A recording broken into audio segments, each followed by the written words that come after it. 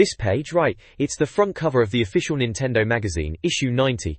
Back from March, whenever that was. Blimey, £2.95. Magazines were a bit pricey back then, weren't they? Anyway, big focus on Perfect Dark. Joanna Dark herself is plastered all over it, with a headline boasting it's a Bond beater.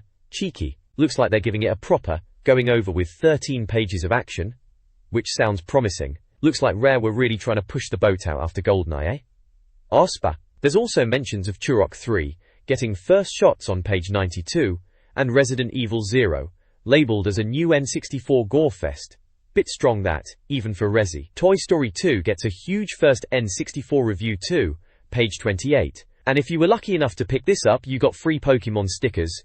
Those were all the rage back then, weren't they? Pikachu and Bulbasaur are there, probably some others lurking in the pack. Standard magazine cover fare really, hyping up the big games and promising all the N64 info you could want.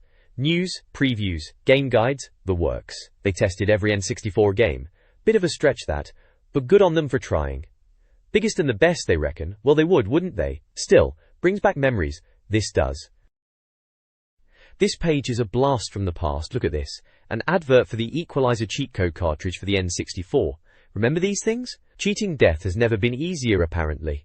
It's boasting about being the UK's best-selling N64 cheat cartridge, according to ChartTrack from August 99. Sounds like they're pretty confident. They're pushing features like freeze mode, which gives you infinite lives, weapons and health, and a code generator for extra vehicles, characters and infinite ammo. All the usual stuff you'd want to get through those tough bits in games. It even says you can program new codes and create your own game-busting cheats. Fancy stuff for the time, eh? RAM viewer too for secret in-game graphics. Not sure how useful that really was. A cracking tips gadget, according to Nintendo 92%, and best accessory of 1999 from Arcade 5/5 stars.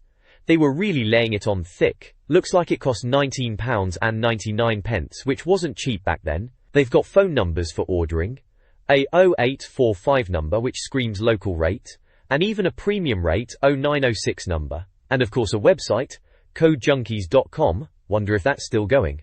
Available from all leading retailers, basically anywhere that sold games at the time then. It's all a bit over the top and salesy, as you'd expect from an advert. But for those who wanted to cheat, these cartridges were the ticket, weren't they?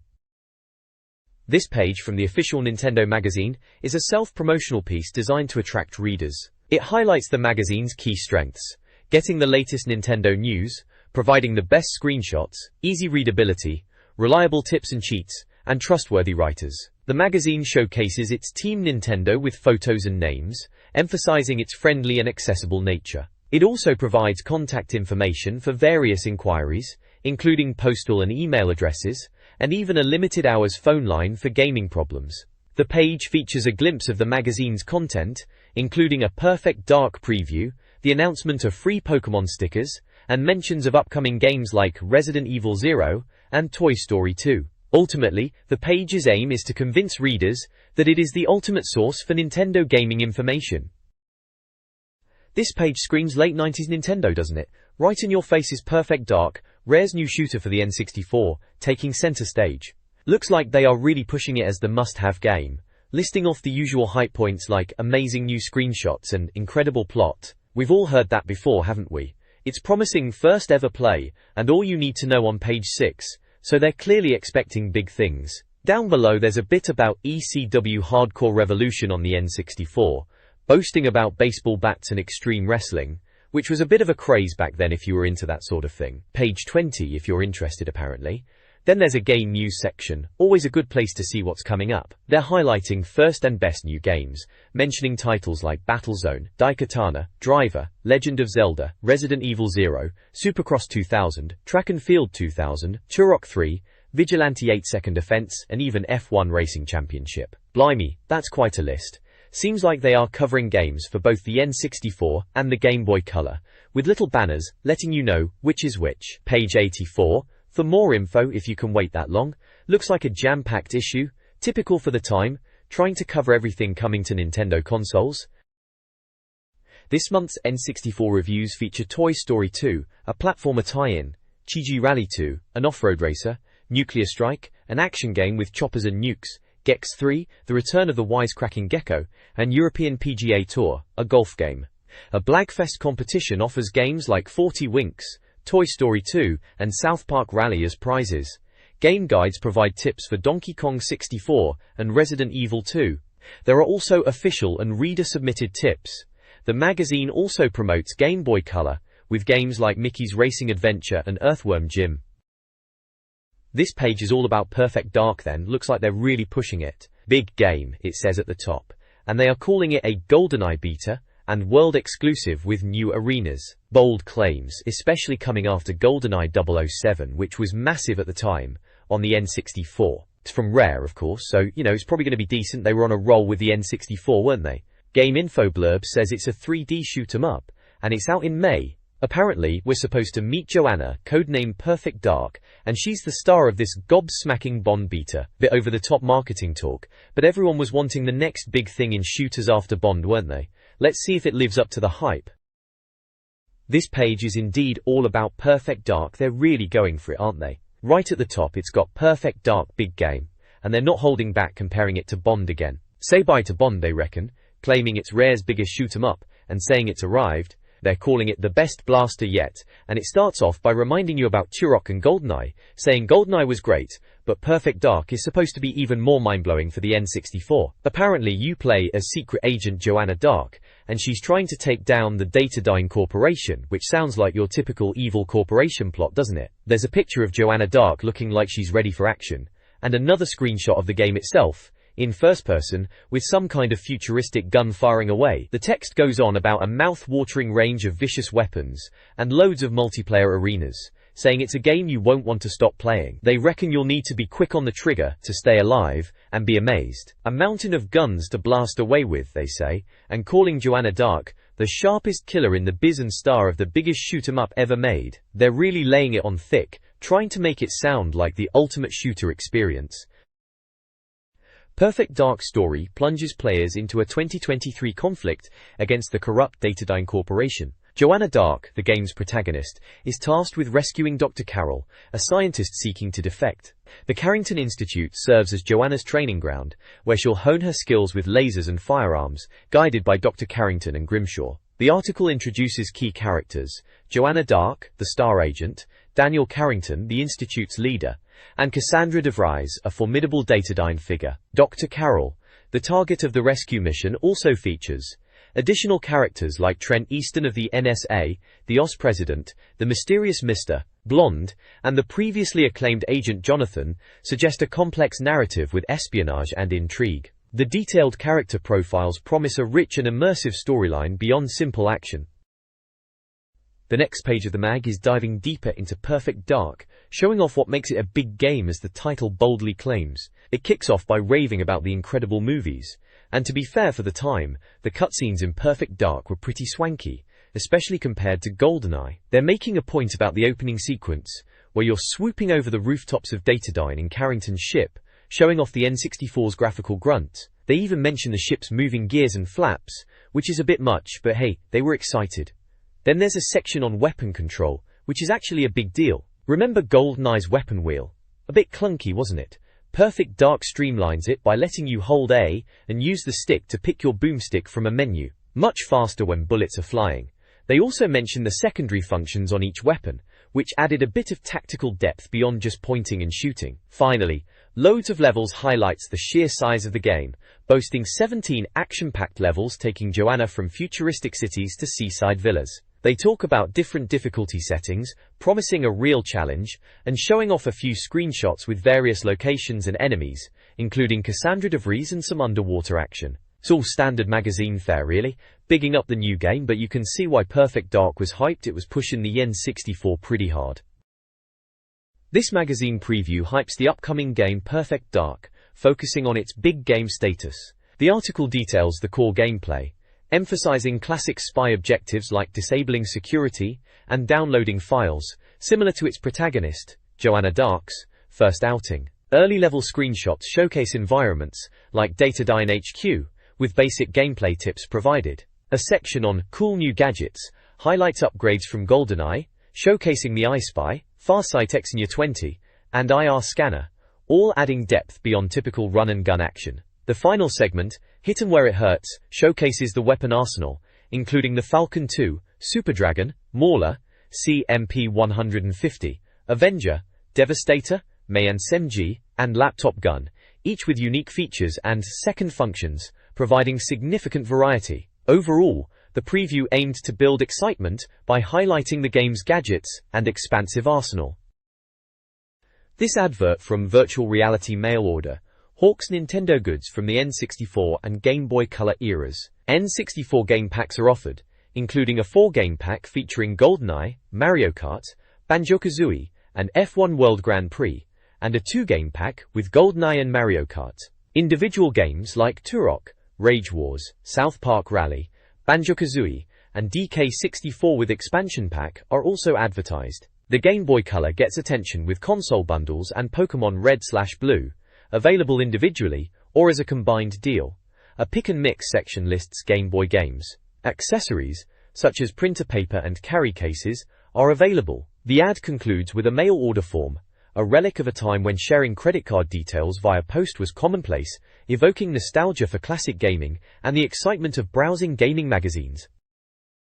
This guide offers tips for playing Perfect Dark on the N64, emphasizing stealth and strategic thinking, similar to its predecessor, GoldenEye. It advises players to utilize stealth tactics like turning off lights and avoiding direct confrontations. The guide then focuses on the Carrington Villa level, highlighting the need for stealth to eliminate snipers and navigate the environment. It specifically details using the sniper rifle, including how to scope in. Finally, the guide explains the on-screen interface, such as ammo counts, weapon names, and fire modes. Crucial information for navigating the often chaotic action of Perfect Dark. The guide is concise and useful for new players. Warrington Norths. This analysis of Perfect Dark highlights key gameplay elements. Joanna's health system includes a regenerating blue shield, red health, and green armor. The guide then discusses the invisible guards in Inside G5, which are detectable with the IR scanner. Hand-to-hand combat in Jab and Hook involves punches, headshots, and finishing moves that can leave Joanna vulnerable if she's hit first. Finally, improved enemy intelligence describes the advanced AI, with enemies utilizing cover, feigning death, surrendering, and employing sniper tactics, making them more formidable and strategic opponents than expected. Perfect Dark, the spiritual successor to GoldenEye 007, offered exciting new features. Before entering Area 51, a secret video reveals Datadyne's suspicious activities, possibly involving alien autopsies. The game showcased the hoverbike, allowing players to dual-wield weapons while riding. Perfect Dark improved upon GoldenEye's gameplay with an advanced targeting system. Pressing R activates the gun sight, and the system highlights targets in green or red. Players can lock onto multiple enemies simultaneously. Pelagic 2, a deep-sea research vessel level, featured the laptop gun. This versatile weapon could be attached to walls, acting as a sentry gun for strategic defense against guards. Hurrah! Big Game offers more Perfect Dark tips, focusing on the deep sea and over-the-edge levels. Deep Sea emphasizes navigating underwater corridors, reactivating teleporters, and utilizing the IR scanner for cloaked enemies. Headshots are important, but body shots work too. The level features Datadyne soldiers, hidden alien weapons, and numerous enemies. Over the Edge highlights the drop-off ability, useful for tactical advantages and in multiplayer, particularly on the temple map. The article also discusses the game's gore, noting it's more violent than GoldenEye, but less so than Turok, with blood trails adding detail. This page delves deeper into Perfect Dark's multiplayer. Moving on to the sim orders, proper clever stuff for the time, wasn't it? They're calling it dish-out orders, and it lets you boss around the computer-controlled players, which are called sims in this game. It's all about giving you more control over your sim teammates or enemies.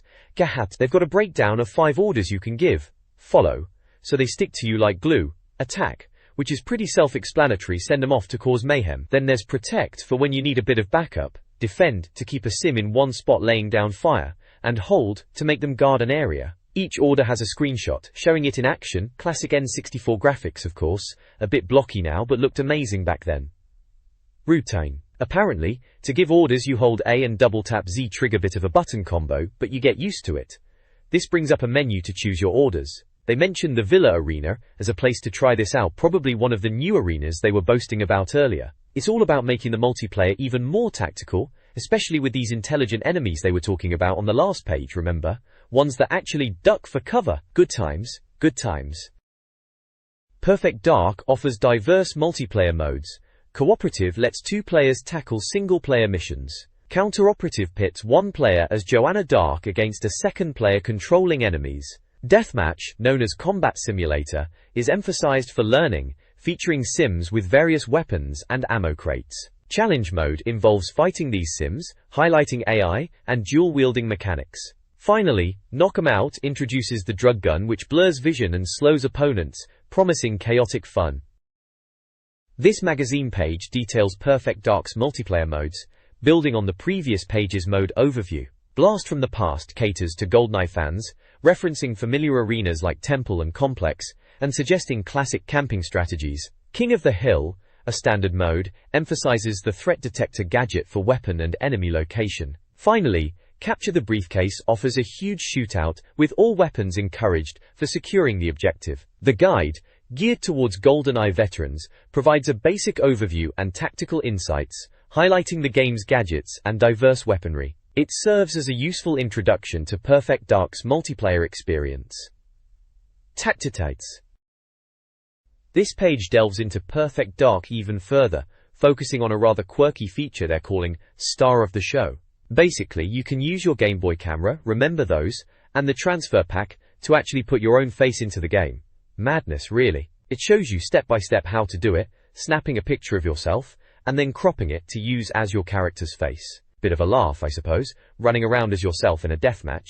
Then there's a bit about portable power, talking about the Game Boy Color version of Perfect Dark. Apparently Joanna Dark's off to South America battling cyborgs and robot spiders.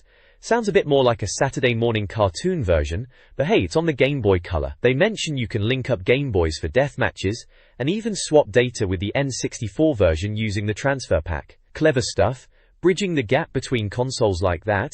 Finally, there's a We Think box that's pretty bold. It basically says, GoldenEye is dead, long live Perfect Dark.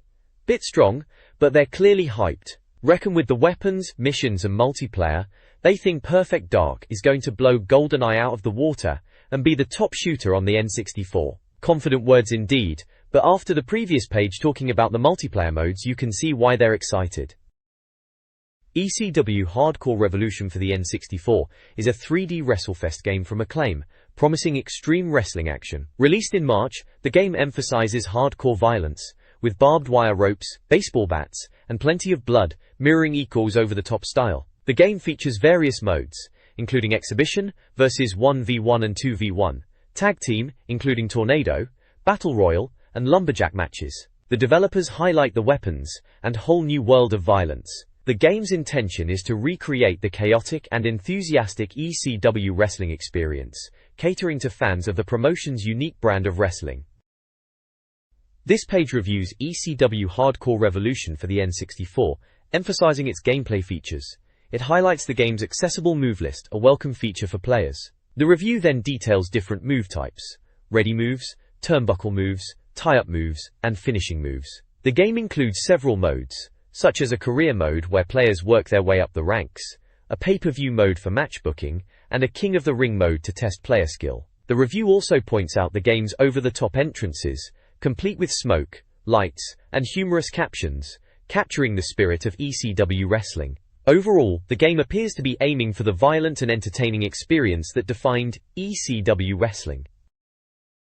This page talks about the Creator Wrestler mode in ECW Hardcore Revolution. It kicks off with a section called Make 'em Yourself, which is all about how deep the customization is, comparing it to WWF Attitude. They're saying you can tweak everything from body hair to how fat your wrestler is, and they're clearly having a laugh, suggesting you can make real monsters. Then it moves into a step-by-step guide called Creator Wrestler. Step 1 is picking a body type, male or female, skinny or obese, and they cheekily say they prefer the fat ones best. Step 2 is body markings, suggesting tattoos are essential for a tough wrestler. Step 3 is choosing eye types, with options like serious eyes, angry eyes, and determined eyes, all very macho wrestling stuff. Step 4 is headgear, and they've gone for a red bandana for their example, but mention earmuffs as a comical alternative. Step 5 is wristwear, and they've given their creation some cuffs, saying they scream tough guy. Finally, Step 6 is naming your wrestler,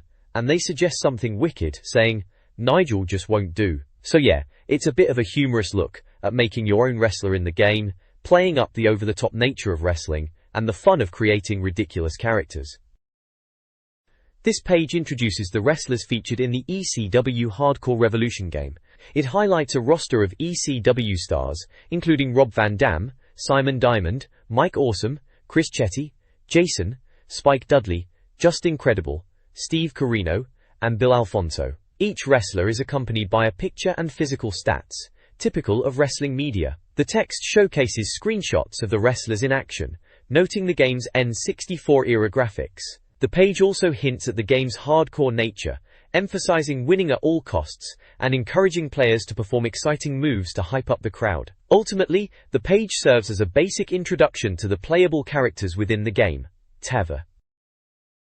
ECW Hardcore Revolution on the N64 aimed to shock and deliver a brutal wrestling experience.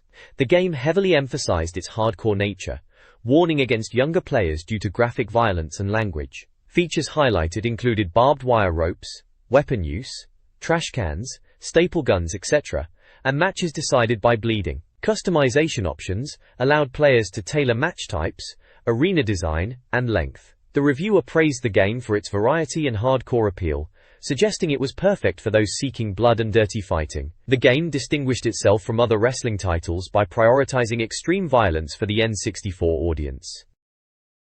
This page is a full-page advert for Match magazine, you know, the football mag. They're really pushing the boat out here, asking, what do you get in the UK's biggest selling football magazine that you don't get anywhere else? Bit of a leading question if you ask me, but alright, let's see what they're offering. Warrington Norcus. They've got 4 magazine covers, splashed across the page, to show you the supposed highlights. First up, it's the best results service with Michael Owen, looking very pleased with himself. Then, the best posters, again with Owen, seems he was their cover star of choice back then. The best competitions has Ryan Giggs on the front, and finally, the best stars showcasing Beckham. So basically, they're saying they're the best at everything football magazine related. Rigas Frego. Each cover highlights some bits inside, like free posters, match facts, and interviews with players. It's your typical footy magazine fare really, but they're really hammering home the best angle. Match, it's simply the best, it screams at the bottom in big red letters. And to seal the deal, they're reminding you it's on sale every Tuesday, for just 99p bargain basement prices for your weekly football fix, apparently. The next page we've got here is a game advert, and they've gone for a bit of a dramatic quote to grab your attention, haven't they? Ah, the feel of cold hard steel pressed against my buttocks as dawn breaks on a new day. Right then, bit much for a game advert perhaps, but each to their own. You get the idea though. There's a tank silhouette down at the bottom, so it's clearly going to be a tank game. It says ETA March 2000, so that's when they were aiming for. And apparently, Nintendo Power magazine called it one of the best multiplayer games of all time. Well, Nintendo Power were always enthusiastic, weren't they? But still, sounds promising for a bit of tank-based multiplayer action. This page is a full-page advert, looks like for Battle Tanks Global Assault. Continuing with the tank theme from the last page then, has got a shadowy image of a bloke sat on a tank, looking all moody. Bit dramatic for a Game Boy Color, and Tank 64 game, wouldn't you say? They've used that quote again at the top. Ah, the feel of cold hard steel. Still a bit much, lads, even for a tank game. It says Battle Tanks Global Assault at the top in a metallic font, and mentions it's coming out in March 2000 again, so sticking to that release date then. Nintendo Power's quote is still there too. One of the best multiplayer games of all time. They were certainly laying it on thick with the praise, weren't they? Still, Battle Tanks, it was alright for what it was. Blowing up tanks on the Game Boy in color. Can't complain too much. This page is all about the latest N64 game reviews then, right in the middle of the magazine. They've got a little how they score guide, breaking down their ratings from real rubbish, all the way up to amazing game you must play. Seems pretty straightforward. Toy Story 2 is the big one here, slap bang in the middle, with a massive picture of Buzz Lightyear. Looks like it got their awesome award, which they say is only for games they really love and score over 90%. So top marks for Buzz and Woody's latest outing then. It's about Woody being nicked and Buzz having to save him. Classic Toy Story really. Price is £39.99. Out now it says, so definitely a Christmas must-have in '99. Then you've got Cheddar Rally 2, described as Nintendo's newest racer. Not sure about newest exactly, there were loads of races on the 64 by this point, weren't there? Nuclear Strike, which is bomb the terrorists in this all-action nuking game. A bit on the nose there, lads, isn't it? And finally, European PGA Tour, for the golf fans. Grab your clubs, it says, as this golfing game tees off. Not exactly gripping descriptions, are they? Still, Toy Story 2 getting top marks, that's the headline here for sure. This review raves about the Toy Story 2 game, highlighting its action-packed challenges and appealing to fans of the films. The reviewer is impressed, emphasizing the game's platforming gameplay, where Buzz Lightyear rescues Woody from a toy collector. Players use Buzz's special moves to navigate levels, solve puzzles, and battle enemies like robot toys and toy snakes. The review mentions screenshots showcasing a race with numbered pads and Buzz zapping a plane. Although dated by modern standards, the game was aimed at the N64 market. The overall impression is that Toy Story 2 is a must-buy, especially for kids and fans of the movies, capitalizing on the Christmas market. This review of the N64's Toy Story 2 highlights its faithful adaptation of the film's plot, Woody's abduction and Buzz's rescue mission. The game features familiar characters like Rex, Mr. Potato Head, Ham, Bo Peep, and Slinky Dog, each with a specific task or minigame. Grom. The review mentions standard platforming elements, like Buzz's wings for softening falls, and a basic moveset including double jumps, zipline sliding, and a laser gun. Graphics are noted as colorful, but grainy, typical of the N64. Sound effects and music closely resemble the film. Overall, the review suggests a positive experience, portraying Toy Story 2 as a solid platformer, especially appealing to fans of the movie, and potentially a good choice for kids. Cheshire Click. This review of the Toy Story 2 game highlights its platforming gameplay, including minigames to collect Pizza Planet tokens and races in Anda's backyard and Al's toy barn. Players use Buzz's wings for boosts and to navigate levels. The story introduces Woody and Jessie, foreshadowing the Prospector as the antagonist. The review also compares the game to other N64 movie tie-ins, like Star Wars Racer, GoldenEye, 007, and Mission Impossible. The game's length is deemed easy for experienced players but enjoyable for younger audiences. Nintendo Magazine gave it an 84%, praising its smart platformer elements, wacky worlds and bosses, while noting average graphics and limited challenge. Overall, the review suggests it's a worthwhile experience, especially for fans of platforming games. TG Rally 2 for the N64 is reviewed as a promising rally racing game, priced at £39.99 and released in February. The game features showroom rally cars, demanding tracks, and realistic car damage, which adds a layer of challenge. It also boasts multiplayer functionality and memory pack support. Duck. The review highlights core gameplay, rally fun, a rally school for training, back to school, and impressive visuals with cool cars and crash damage. Looks. Dynamic weather conditions, like rain and dust, add to the realism, bad weather. The reviewer praises the game's power and playability, recommending it as a solid N64 racer. The Chi Rally 2 review highlights the diverse car choices, each with unique handling characteristics. Players start with Sports Zero, and unlock others like Lariat and Midnight Motors as they progress. Sound design receives criticism, with the engine noises described as underwhelming. The review references the game's predecessors on Super NES and N64, noting the series' evolution. The 4-player mode is praised for its fun, competitive nature, with split-screen action and team options. The reviewer guarantees replayability thanks to the multiplayer. Overall, the game earns an 83% score, lauded for its enjoyable off-road racing, fast-paced thrills, and exciting multiplayer experience, despite some potential issues with realistic damage and sound quality. Nuclear Strike for the N64 is a helicopter-based shooter where players take on terrorists threatening World War III. The game, released in January 98 for £39.99, features various vehicles, including the Apache, Hovercraft, Super Cobra, and Sea Apache, each suited for different mission types. Players navigate 5 diverse environments, from tropical islands to deserts, with enemies progressively becoming more challenging. The review praises the game's sharp graphics, excellent-looking areas, and great explosions. Despite its fun premise and decent vehicle selection, the review suggests Nuclear Strike is a standard shoot-'em-up, perhaps not worth the full price, especially when compared to other games of the time.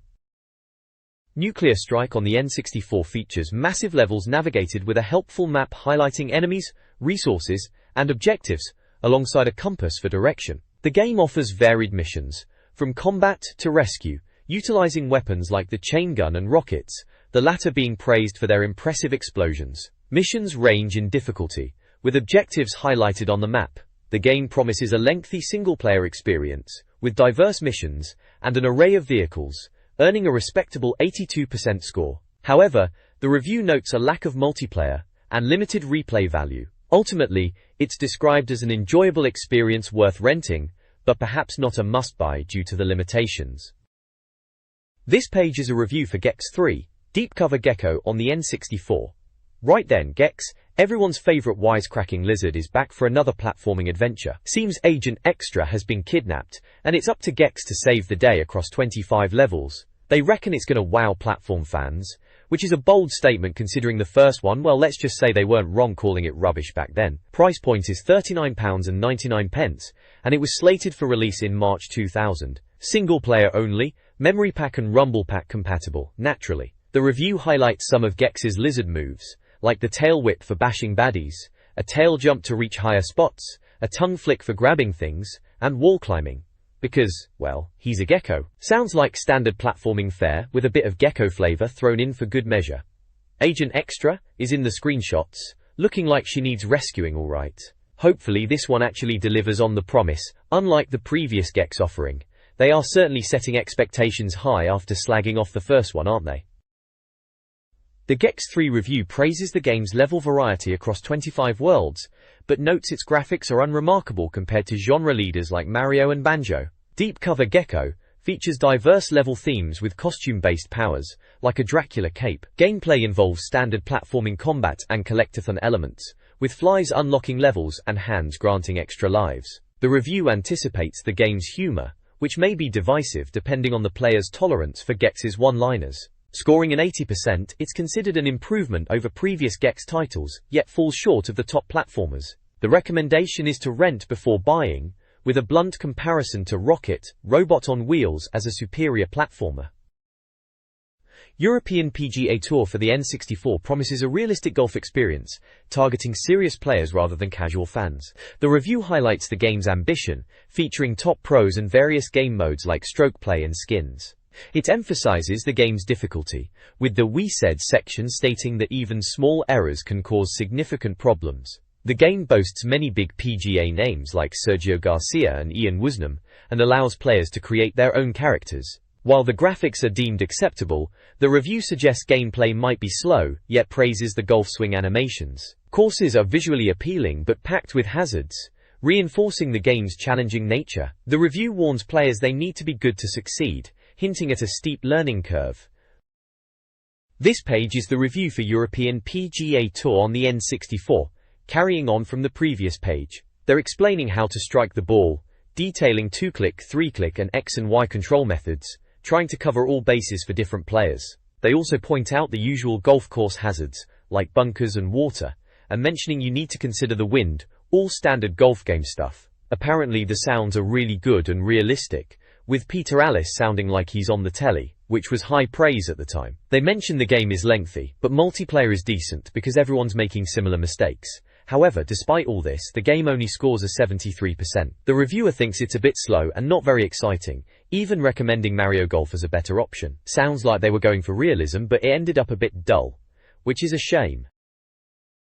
This catalog page highlights a wide array of N64 products.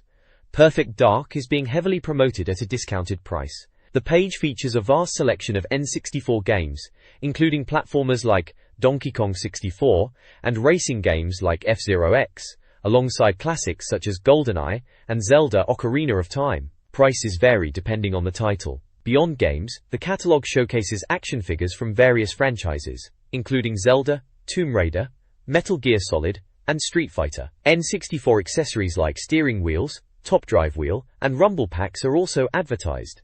Official colored controllers are available in multiple colors. A sidebar includes Game Boy Color items like cameras and games.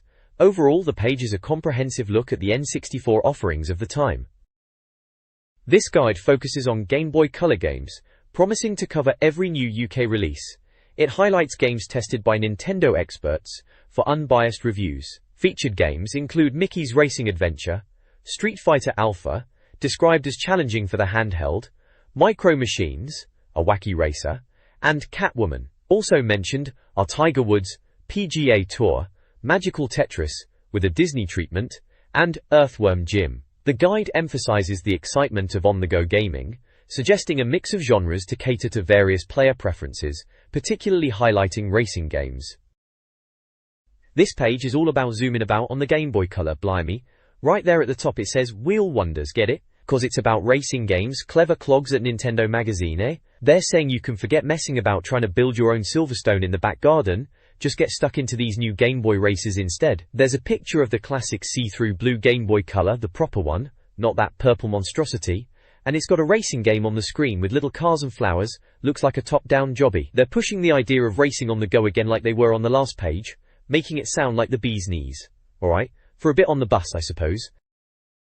This section, titled Pedal to the Metal, highlights 3 racing games for the Game Boy Color. Mickey's Racing Adventure, a side-scrolling racer, targets a younger audience with its familiar characters and land/water racing. Star Wars Episode 1 Racer brings pod racing to the handheld, featuring a top-down view and rumble pack support. Finally, Micro Machines Twin Turbo offers classic top-down racing on wacky tracks, emphasizing the series' fun and chaotic gameplay. The selection caters to various tastes, offering a decent lineup of racing experiences for the Game Boy Color.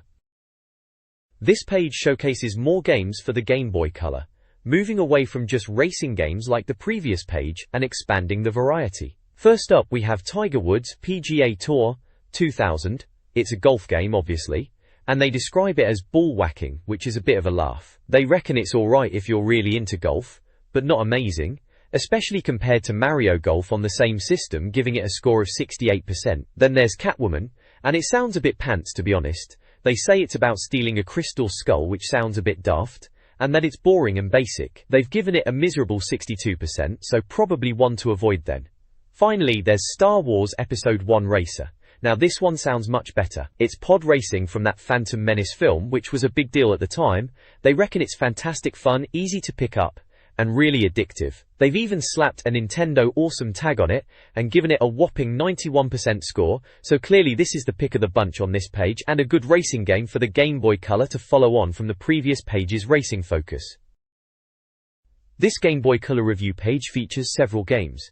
Mickey's Racing Adventure, a rare developed racer, receives a positive 93% for its kid-friendly gameplay. Earthworm Jim, however, disappoints with average graphics and action, earning a 72%. Micro Machines, a top-down racer, is praised for its tracks and options, scoring 88%. Magical Tetris, a Disney-themed Tetris game, is considered too easy, resulting in a 70% rating. Finally, Street Fighter Alpha, a port of the fighting game, impresses with good moves and graphics, and earns a strong 92% for its enjoyable gameplay. Overall, the page presents a mix of quality, with some games succeeding and others falling short. Gameplay.com is advertising 64 products at what they claim are Britain's lowest prices, with an extended sale, due to end when stock runs out. They are selling consoles individually and bundled with games like Mario 64, Zelda, and GoldenEye, with prices ranging from £59.99 to £101.99. A sale offer gives a discount on 64 games when buying 2 or more. Titles include 1080, All-Star Tennis, Body Harvest, F-Zero X, Rayman 2, and many more. Accessories like rumble packs and memory cards are also available. They also sell Game Boy Color accessories and games, including Pokemon. The advert uses an order form, with payment by check or postal order, and offers second-hand games guaranteed for 3 months. It's a retro gaming bargain hunt. The Total Test section of the magazine reviews Nintendo 64 games and accessories, including rumble packs, memory packs, and steering wheels. It also features sales and rental charts to highlight popular titles. The section offers advice on building a game wishlist and finding the best racing games. Interestingly, the magazine includes a 5 of the best PS2 section, perhaps for a more balanced approach. There's also a budget game segment covering bargain bin titles. The review system uses a 0 to 100 scale, with awesome awarded to scores of 90 or higher. Scores are updated to maintain relevance. The section teases reviews of South Park Rally and Toy Story 2 on the N64.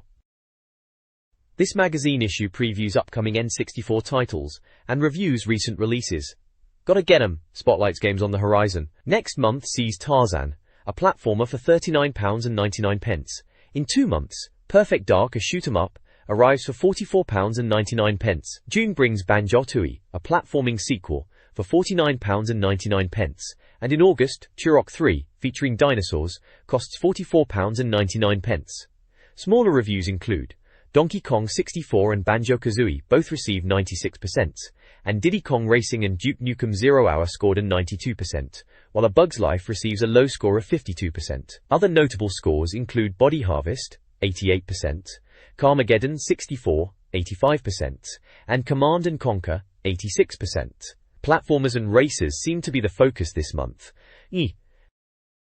This page is all about rumble packs for the N64. Remember those vibrating bricks you plugged into your controllers? They've tested a load of them here. From the official Nintendo one, which they predictably crown as the best pack around, and charge a hefty £14.99 for, to cheaper options like the Jolt pack for just £6.99, which they say is dead cheap. There are also some middle-of-the-road ones, from brands like Gamester and Performance, all trying to get your hands shaking in different ways. And because Rumble was the big thing back then, they've crammed in loads of mini-reviews of games that use it. Seems like half of them are footy games. FIFA 98 and 99 both get decent scores, with FIFA 99 getting a solid 90%. GoldenEye 007 gets a 90% too. Best shoot-'em-up ever, they reckon. Bit strong, but it was good, I'll give them that. F-Zero X scores a massive 92%, saying it's a fantastic future racer. And Jet Force Gemini, another rare game, gets 93%.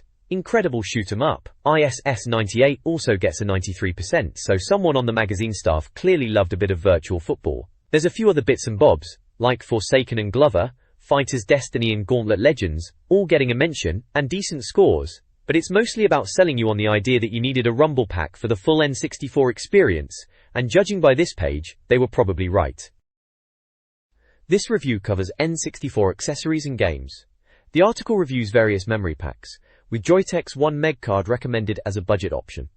Game reviews feature a mixed bag of titles. Standouts include Lilac Wars, Star Fox 64, Mario Golf, Mario Kart 64, and Mortal Kombat 4, all scoring 90%. Other notable scores: Knockout Kings 87%, Micro Machines 64 87%, Mystical Ninja 88%, and Madden Football 64 86%. Lower scoring games include Michael Owens, WLS 2000, 30%, and MK Mythologies, 36%. The review also highlights 5 recommended racing games: Mario Kart 64, F1 World Grand Prix 2, South Park Rally, Beetle Adventure Racing, and Star Wars Episode 1 Racer. A recommended accessory combo is also suggested.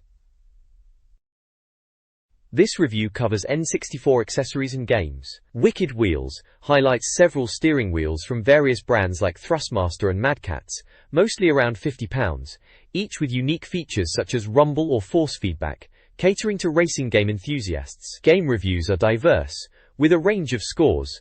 Standouts include Premier Manager 64 90% and NFL Quarterback Club 98 90%. Quake 2 receives a high score of 91%. Other notable games include NBA Courtside, 89%, Quake, 88%, and various ice hockey and basketball titles with varying degrees of success. Some titles, such as Off-Road Challenge, 68%, received lower ratings. The reviews reflect the varied quality of N64 games. Electronics Boutique's N64 sales chart reveals top-selling games like Donkey Kong 64, WWF, Super Smash Bros., and GoldenEye 007. The magazine highlights games with reviews, including Rayman 291%, Resident Evil 294%, and Roadsters 88%. Prices range, with Donkey Kong 64 at £59.99 and South Park Rally at £39.99. The Blockbuster rental chart includes Rugrats Treasure Hunt at number 1, plus classics like Wipeout 64 and Star Wars Racer. The article advises renting before buying. A final recommendation is to buy Star Fox 64, Lilac Wars, for £29.99. This guide reviews various N64 controllers, comparing them to the official Nintendo controller. The SharkPad Pro is decent, but pricey. The HyperPad Plus offers value, while the G64 looks cool, but underperforms. The Evolution control system is fiddly, the Stingray 64 has a spinning stick, and the Manta Ray is a good all-rounder. The Trilogy 64 is a good value bundle. The 64 by Logic 3 has a brilliant stick. Game reviews include Rogue Squadron 90%, Shadow of the Empire 74%, South Park Chef's Love Shack 87%, Supercross 2000 85%, Supercross 274%, South Park Rally 90%, Star Wars Episode 1 Racer 96%, Super Mario 64 92%, Super Smash Bros 90%, Tonic Trouble 82%, Superman 49%, and Top Gear Overdrive 85%. The scores highlight the quality and diversity of the N64 library. This N64 game review compilation covers a wide range of titles, from action to sports. High-scoring games include The Legend of Zelda, Ocarina of Time, 97%, Turok 2, Seeds of Evil, 94%, and WWF Attitude and WrestleMania 2000, 91%. Action games like Turok Rage Wars, 93%, and wrestling titles, along with Wave Race 64, 80%, and Worms Armageddon 83%, also receive high praise. Sports games such as Rally Edition 99, 90%, and World Driver Championship 87% are considered strong. However, some games like Virtual Chess 64% and Aerofighters Assault 54% receive low scores and are not recommended. The "And the Rest" section highlights additional titles with mixed receptions. This magazine page is a time capsule of 90s consumerism, overflowing with contests and prizes. The Prize Zone and the Cheat Machine offered chances to win consoles like the Game Boy Color with Pokémon games, a Sega Dreamcast, a PlayStation with spending money, and an N64 with WWF accessories. Home entertainment was also on offer, including a TV/VCR combo. A substantial section provided cheat codes and tips for games on various platforms. Further down, the page advertised prizes such as Adidas Predator boots, Friends videos, Panasonic phones, and £100 in DVDs. Tech prizes included mini-disc players, Toshiba laptops, DVD players, and a Pentium 2 IPC with a DVD player. The page concluded with more phone-in games like Grab a Game, Prize Buster, and Snooker, each with premium rate numbers, promising a chance to win prizes. This N64 tips page, titled Official Tips, provides game-specific hints and cheats, promising expert-tested advice. A Hints, Tips and Cheats section lists various games like Donkey Kong 64, Resident Evil 2, and Super Smash Bros., showcasing the console's diverse library. The page also includes a Your Scores section for comparing scores, and a tips service encouraging reader participation. Featured game sections offer in-depth guides. Resident Evil 2 tips focus on survival, while Donkey Kong 64 reveals health and power secrets. WWF WrestleMania 2000 provides unlocking instructions for hidden wrestlers. Super Smash Bros. Details unlocking hidden characters and the item menu. Overall, the page offers valuable advice for maximizing the N64 gaming experience. This page of the mag is continuing the tips and cheats, like we used to get all the time back then. It kicks off with a breakdown of their controller icons, to help you decipher all the button combos they're about to throw at you. Resident Evil 2 gets some love with the must-have cheats, invincibility, and infinite ammo. Let's be honest, who wasn't hammering those in? They even mention playing as Tofu, that bizarre block of Nulza. Well, Tofu, in the extra game classic Resi weirdness. Then it's on to Rainbow Six, a proper tactical shooter back in the day, not like your run-and-gun shooters. They're calling these commando codes and veteran passwords to get you through those tough missions. Remember how unforgiving those games were? One wrong move and you were toast. Bun pegal. Finally, there's Jet Force Gemini, been a bit more on the kiddie side visually, but still a solid shooter. They've got jetpack tips, and a suggestion to let Floyd, that robot dog fella, do the shooting for you. Handy if you were struggling with those boss battles, or just wanted a bit of help from your robotic mate. This article compiles various tips and cheats for popular N64 games. It debunks a rumor about Zombie Princess Peach in Resident Evil 2, Marines, a cheat for Insect Shell, and a master cheat code are mentioned. NBA Live 2000 includes how to unlock Michael Jordan by beating him in a one-on-one game. Knockout Kings offers a health regain trick. Ready to Rumble provides alternate costumes through a button combination. Supercross 2000 has a cheat code for all bikes. Rocket, Robot on Wheels details a complex secret entrance. Xena Warrior Princess showcases special move combinations. Army Men Sarge's Heroes and its all-weapons cheat are highlighted. Rainbow Six suggests using night vision goggles. Mission Impossible gives an unlimited health cheat. Finally, readers were encouraged to call the Nintendo official magazine team for help with gaming problems. Taxifi. This page, Cheat Master and Cheat Mistress Present, offers cheats and tips for over 2,000 Nintendo games, a relic from the 90s. The page highlights a few examples, including an invincibility cheat for A Bug's Life, a track shortcut in World Driver Championship, with a questionable Wario reference, and a cheat mode for Superman. Below, a massive A to Z list provides a sample of available cheats, showcasing classic N64 titles, like Mario Kart, and GoldenEye 007. Accessing these cheats required calling premium rate phone numbers at 60p per minute, covering multiple platforms beyond Nintendo including PSX, DC, PC, and GBC. A Web 1.0 website, cheatsunlimited.com, is also advertised. This page highlights your tips from readers vying for a transparent controller prize. David Hawley, Whitehaven, wins Wario's winner for LEGO Racers tips, revealing shortcuts using blue/red blocks on Magma Moon and speed codes. Flyski High for rocket power. FST, FRWRD for faster speed. Grant Beasley, Whitehaven, also wins for Turok Rage Wars, detailing a cheat menu for special characters/rankings, and an invincibility cheat, controller button sequence. Finally, David Jones, East London, wins for Donkey Kong 64, explaining how to aim orange grenades accurately by holding Z and pressing K down, allowing a targeting cursor to appear. This week's reader tips focus on Nintendo 64 classics. A player seeks advice on jetpack within Donkey Kong 64. Learning to dodge enemies and collect items is key. GoldenEye fans want cheat codes, attainable by collecting staff photos and completing levels. A Jet Force Gemini player needs help finding a Floyd part, likely hidden behind a metal door in the sewers. Pokémon players get help navigating Sylph Company.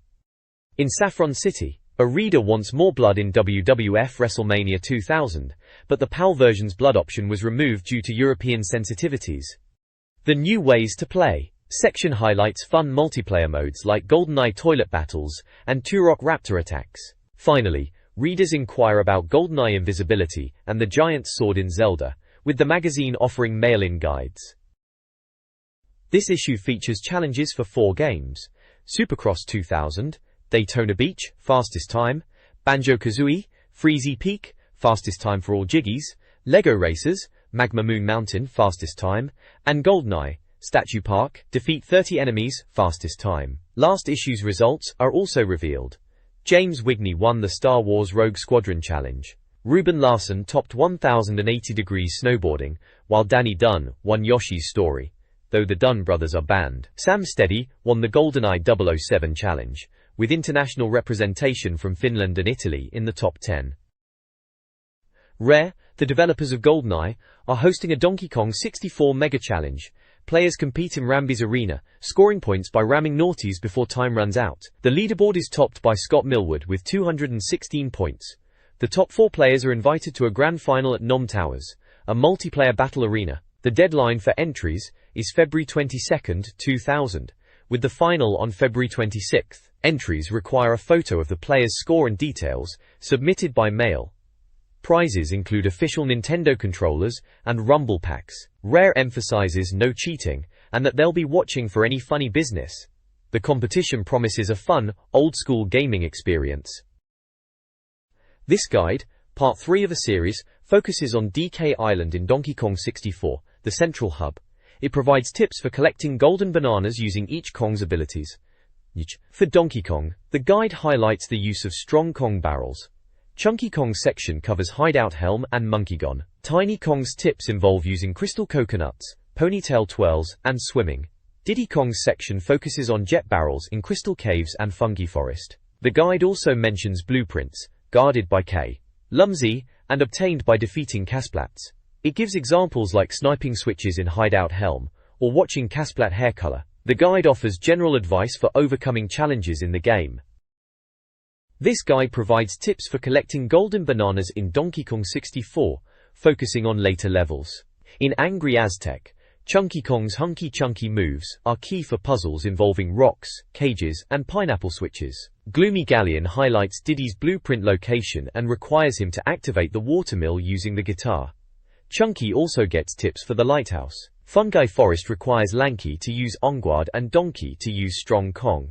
Lanky is needed to stomp switches and use colored mushrooms. Chunky is tasked with dealing with killer tomatoes and a chunky face puzzle. The tips emphasize each Kong's unique abilities to help players overcome challenges and find elusive bananas in the game.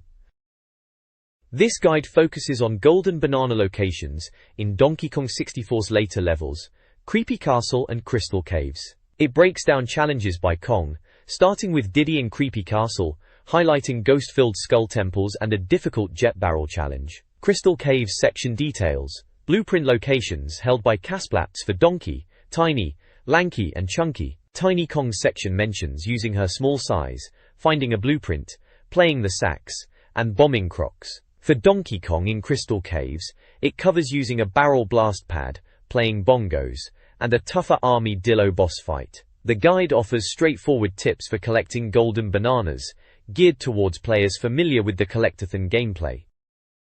For Lanky Kong, utilize Oringstan's sprint and his long arms. Head left from the start to Candy's music shop. Above, in a single door shack, Simeon slam an Oringstan sprint to get a golden banana. The beetle race should be easier. Find a switch outside the ice castle, and a new minigame. Chunky Kong should use his weight and invisibility. Above Candy's, play the triangle trample on the music pads. Stomp red circles invisibly to reach a challenge barrel. Eliminate enemies on the ground floor to use baboon balloon pads to reach another. Slam more than your opponent to win a prize. Near the ice castle, lift a boulder and place it on a switch to free a golden banana. Hideout Helm is the final level before the key. Lumsy boss fight in Donkey Kong 64. Players navigate the level using all Kong's abilities, including Lanky's Oringstand, Chunky's pineapple switch, and Tiny's mini monkey barrel. The level features blocked doors requiring Nintendo and Rareware coins, obtainable through minigames like Jetpack, or completing original Donkey Kong arcade levels. The control room involves using Donkey Kong's lever, Diddy's jet barrel, and Chunky's primate punch. A secret golden banana can be found by taking photos of all the banana fairies. The goal is to reach key. Lumsy, use the last key, and watch the ending after collecting over 200 golden bananas. This guide summarizes the final battle against King K. Rule in Donkey Kong 64. The fight is broken down by Kong character. Donkey Kong must time jumps from a blast barrel to hit K. Rule. Diddy Kong faces a challenging jet barrel sequence, dodging boxing gloves and shooting targets. Lanky Kong's involves tricking K. Rule onto banana skins. Tiny Kong tickles K. Rule's toes, while Chunky Kong uses invisibility and the primate punch. The guide avoids spoiling the ending, hinting at it and instead promoting multiplayer tactics in a future guide and additional DK64 tips. K. This guide provides a walkthrough for the beginning of Resident Evil 2.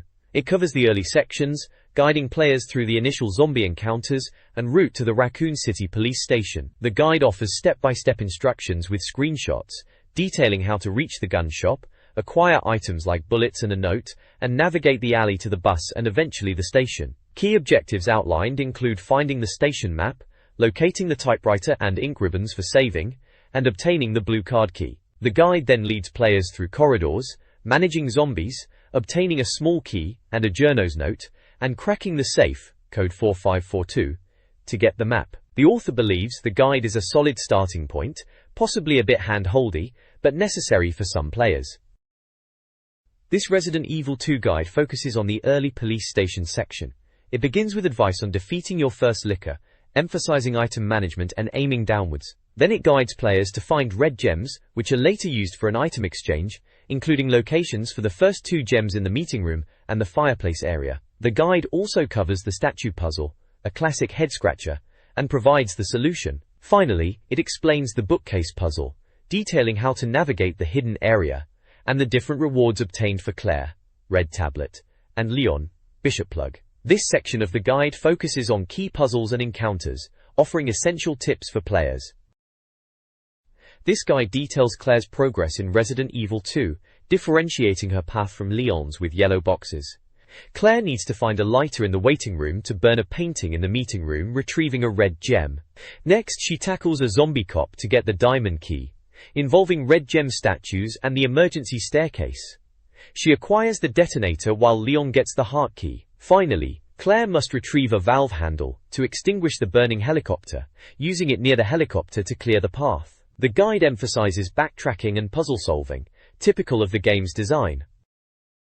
This guide segment details progress in Resident Evil 2 for both Claire and Leon. Claire's section focuses on obtaining components to craft a bomb, blowing up a passage in the police chief's office. Leon navigates the sewers, battling giant spiders and using a manhole opener.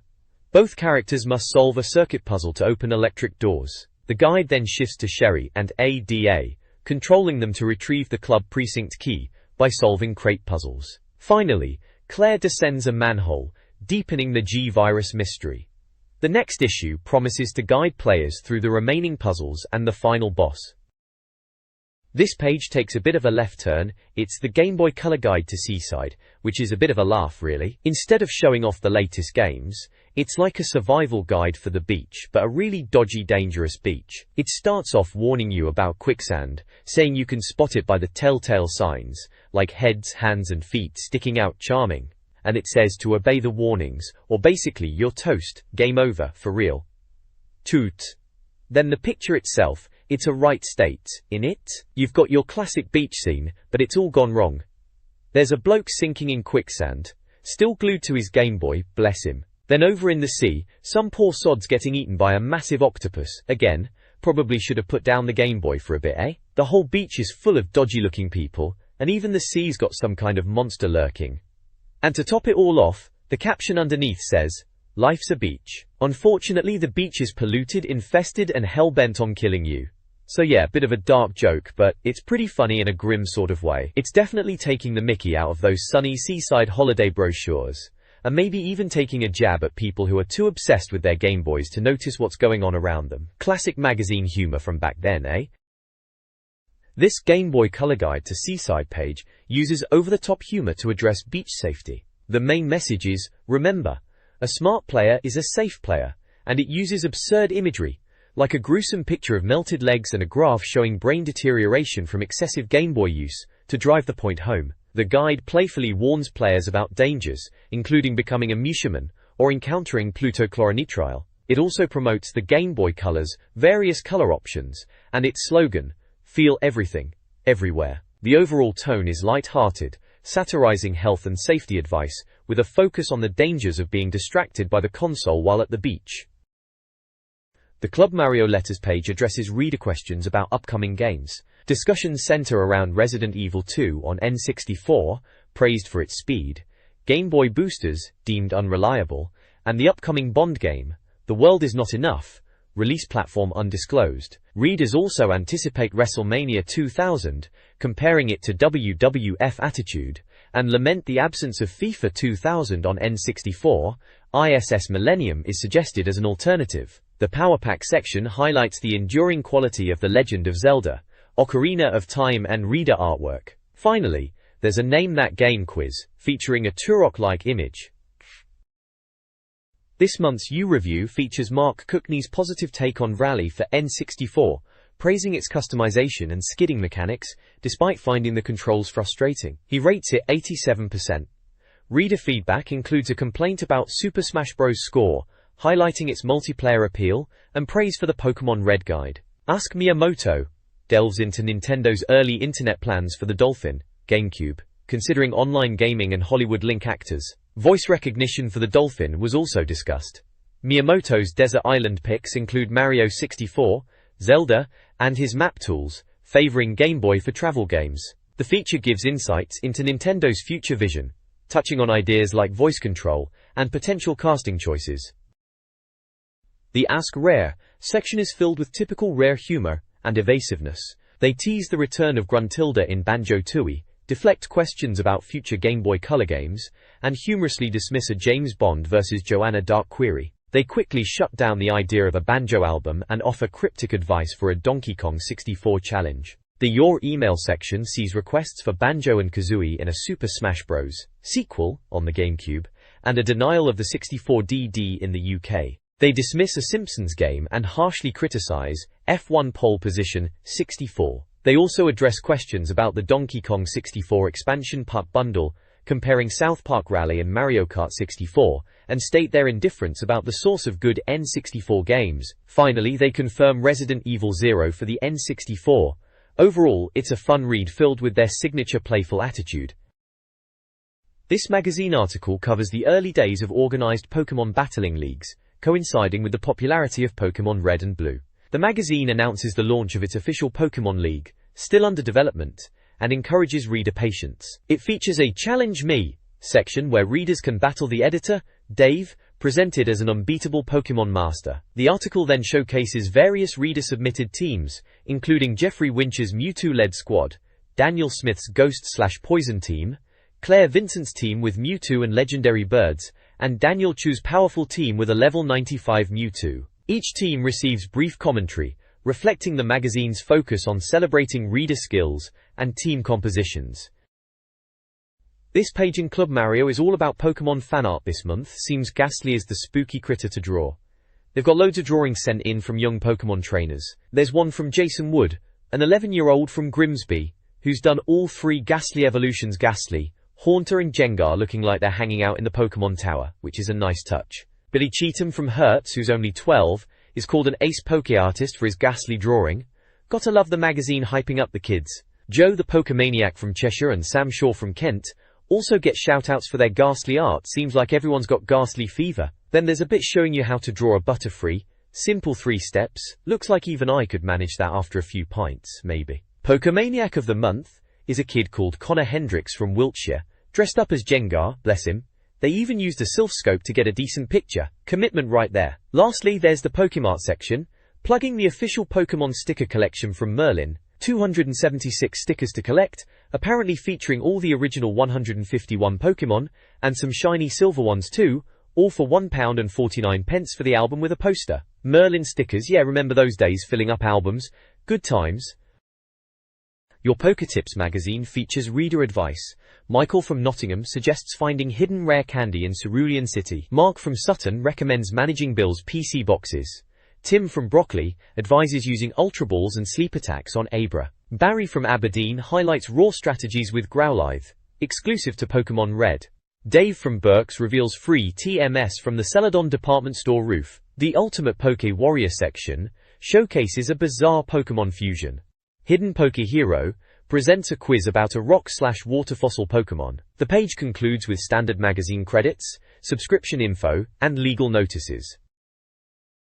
This magazine advert from the Nintendo official magazine promotes a subscription offer, promising £8.90, saving on a 12-month subscription for £26.50, including 3 free issues. The advert highlights the magazine's focus on the Nintendo 64, boasting exclusive tips and coverage. Subscribers could choose 6 or 12 issues and pay via check, postal order, or credit card, with a deadline of March 31, 2000. The advert showcases cover previews featuring games like Tarzan, Toy Story 2, Pokémon, and South Park Rally, along with early glimpses of the highly anticipated Zelda sequel, Ocarina of Time. It's a nostalgic look back at the early days of gaming magazines. This magazine page promotes a contest, Blagfest, to win 64 games. Prizes include 40 Winks, Gex 3, Deep Cover Gecko, South Park Rally, Toy Story 2, and Army Men, Sarge's Heroes. To win, readers must answer trivia questions about each game and submit the answers via postcard with their personal information. The questions are: who is Nightcap's sidekick, 40 Winks, what Gex turns into, Gex 3, who dies in every South Park episode, South Park Rally, the name of the evil prospector, Toy Story 2, and the enemy leader, Army Men, Sarge's Heroes. This old-school contest offered a chance to win popular N64 titles. This Nintendo news page previews F1 Racing Championship for the N64, a 3D racing game by Ubisoft slated for a spring release. The game, a sequel to Monaco Grand Prix and officially endorsed by the FIA, promises high-speed thrills and spills. Players can choose from all teams and drivers, aiming for the 4-1 crown. The preview highlights features like cool tracks, be an F1 champ, and head-to-head racing, with tips on using wet weather tires and pit stop mechanics. The page also includes screenshots showcasing the game's visuals, Overall, the preview positions F1 Racing Championship as a standard racing game for the N64. This page is still banging on about F1 Racing Championship for the N64. We've got more screenshots showing off the game. Looks alright for the N64, I suppose. Blocky, but it's trying to be all realistic and that. Apparently you can show your friend who's king of the grid in the smart duel mode, which just sounds like split-screen multiplayer to me. Nothing groundbreaking back then, every racer had it. They're saying the F1 action will take you all over the world on some familiar courses, mentioning Monaco, so expect all the usual suspects track-wise. Apparently, if you bin it at Monaco Bend you'll come a cropper. Nice bit of British slang there, adds a bit of flavour. New features are even better crashes, which is a bit grim, and a damage meter, so you gotta be careful or you'll retire early. They're really selling the realism angle hard, aren't they? Then there's a We Think box at the bottom, bit of a verdict from the magazine blokes. They reckon F1 Racing Championship is gonna be awesome, a bit over the top but alright. They're saying it's crammed full of excitement and with a wicked multiplayer, again standard stuff for the time. Apparently, rookies and F1 fans will go nuts when it hits the grid. Bit dramatic, but they're clearly rating it. Looks like they're trying to get everyone hyped for this one. Bless them. This page is all about Pokemon Fever. Seems like they're pushing these sticker collections. Gotta collect them all, they're shouting. Yeah, alright mate, calm down. It's for a Pokemon official sticker collection, boasting a massive 276 stickers to try and get your hands on. Apparently, there are 240 normal ones, and then some shiny silver and even gold ones if you're really lucky. They've got all your favourites plastered all over the advert. Ash, Pikachu, Team Rocket, Meowth, the whole gang. It says it's got characters from the TV show, so expect to see Misty and Brock knocking about too. Cheshire. You'll need a sticker album, naturally, to keep all these in, setting you back £1.50 at £1.49. It's a 50-page album, and holds all 276 stickers, so they've thought that bit through at least. Plus it's got pictures, and a massive poster wall chart, so you can properly plaster your bedroom, I suppose. There's also a competition to win the lot. They're giving away 20 full sets of stickers and albums. To be in with a chance, you've got to name 3 Pokemon used to make this Ultimate Warrior character. Bit of a weird competition, but alright. You have to scribble it on a postcard and send it off to their London address before the 17th of March 2000. Good luck with that if you're bothered. I'm sure someone will want a load more stickers to stick in their book. This issue previews several upcoming games. The Tale of Power, a new Zelda adventure for Game Boy Color, has Link rescuing Zelda from Ganondorf with new companions. N64 news includes Renegade Racers, a powerboat racing game, potential Final Fantasy Shine news, and ECW Hardcore Revolution for the Game Boy Color. More N64 titles are featured: San Francisco Rush 2049, Stunt Racer 3000, and Blues Brothers 2000. Finally, the magazine advertises for game experts and displays notable N64 game covers. Vigilante 8-2 ND Offense promises more mayhem than its predecessor. Developed by Activision, this N64 title boasts improved handling, attacks, and crashes with 18 weapon-equipped vehicles. Multiplayer returns with new modes like Quest and Versus, offering extensive head-to-head action. Power-ups, such as vehicle transformations, add variety. The reviewer expects this sequel to outshine the original with enhanced gameplay and larger explosions. Daikatana, another N64 title, blends futuristic and medieval weaponry. Set in 2455, the game follows Hiro Miyamoto's time-traveling quest to obtain the Daikatana sword across 16 levels, including San Francisco. Expect blood and multiplayer matches. The game features diverse level design, blending claustrophobic corridors with expansive outdoor environments. This page is packed with adverts for getting your games and cheats, reminding you of the mail order days. New age consoles are advertising a stack of N64 games and hardware. All your usual suspects like GoldenEye, Zelda and Quake are there, alongside import titles for those who wanted something a bit different. They've got prices listed, everything from consoles to individual games. Over on the right, Cybernet and Console King are pushing their mail-order services, heavily promoting their internet stores. Remember when getting games online was still a bit of a novelty? They are selling everything for the N64 and Game Boy. Saitina. Down at the bottom, King Cat is showing off Pokemon games and trading cards. Targeting the younger gamers, no doubt. And then there's that big advert for Cheats Unlimited, offering cheat codes via premium rate phone lines. If you were stuck on something like Daikatana or Vigilante 8-2 ND Offense from the looks of it, and couldn't figure out a level, you'd be tempted to ring them up. These cheat lines were everywhere back then, weren't they?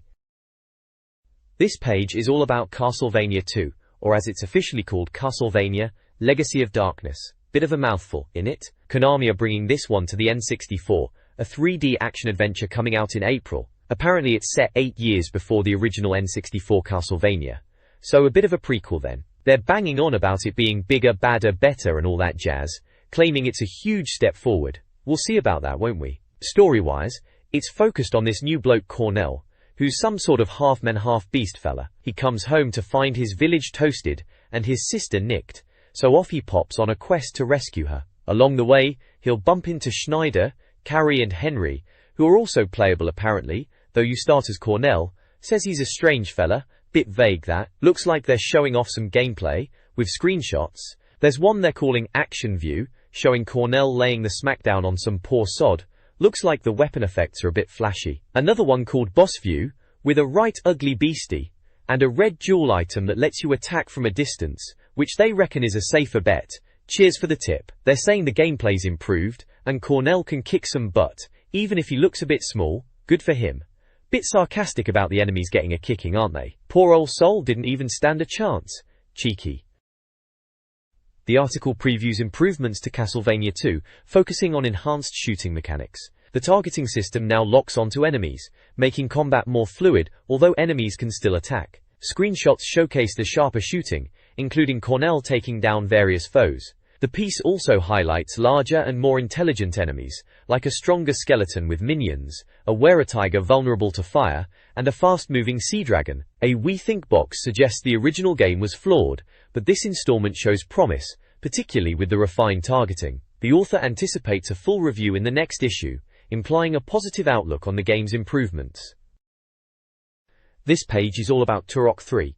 Shadow of Oblivion for the N64, seems like Acclaim are bringing it out in September. They are calling it a 3D stealth shooter, which is a bit of a change. Turok games were always run and gun blasters, weren't they? Bore. Anyway, it sounds like they've listened to players' gripes from Turok 2 and are including a save anywhere feature. Thank goodness for that, those games could be brutal. They are banging on about over 20 levels, 24 weapons, and loads of monsters, the usual stuff, but they are also hyping up 48 multiplayer arenas, which sounds pretty massive for back then. They're showing off some first shots of the game, including one of a headless enemy, typical Turok monster madness. Apparently some older weapons, like the tech bow, are back and updated.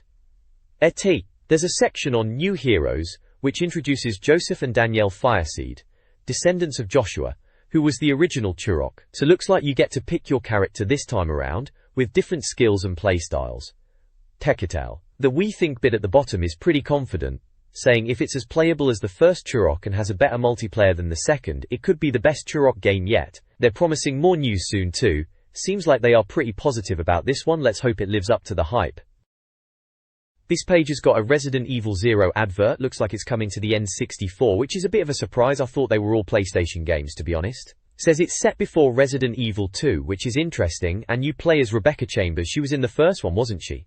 Apparently she's uncovering mysteries from previous games. Sounds a bit convoluted if you ask me, but hey, more zombies can't be bad.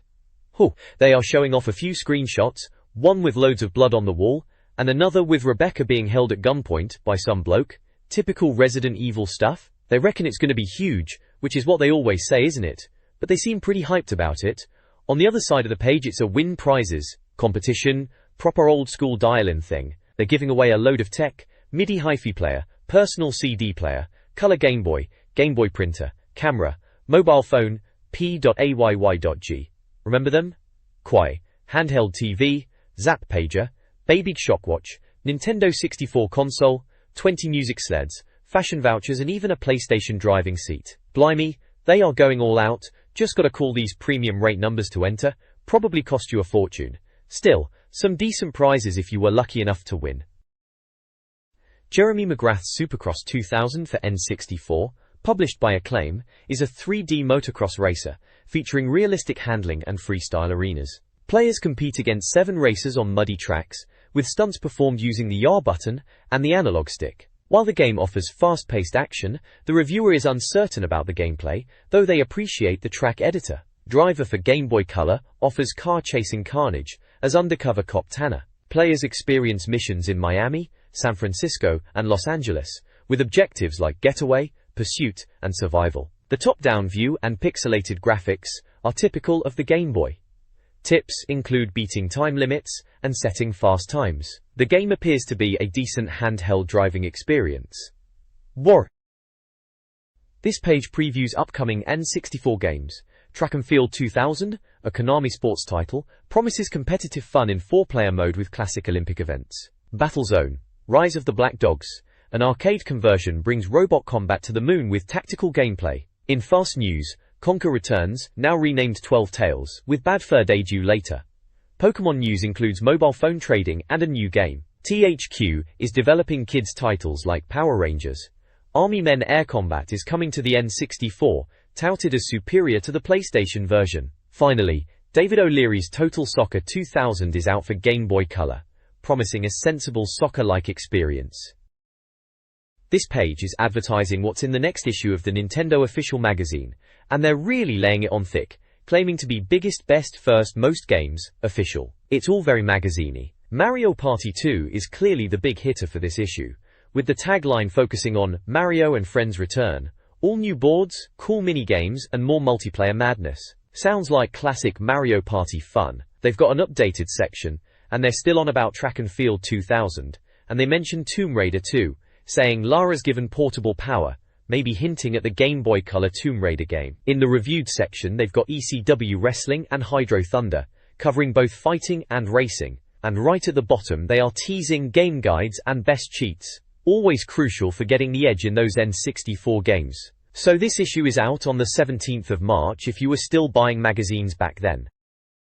This page is all about Pokemon Stadium, which was a massive deal back then, bringing the Game Boy games into 3D on the N64. We reveal, they say in big letters, promising all your fave Pokemon bet.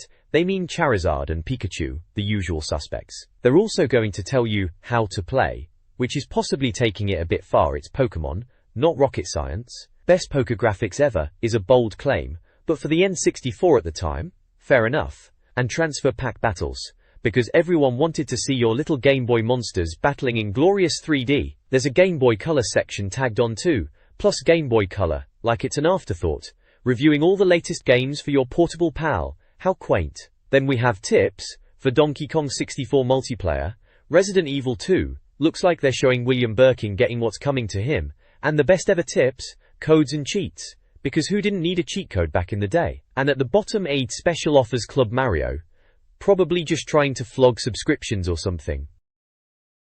This page is a right proper test of your Nintendo knowledge, calling itself Mastermind. It's got a few rounds to see if you're a true Nintendo brainbox. Round 1 is General Knowledge, 10 questions covering Rare's original name, N64 puzzlers, Diddy Kong's mates, Mario movie actors, N64 codenames, all that sort of thing. Round 2 is Talking Nintendo.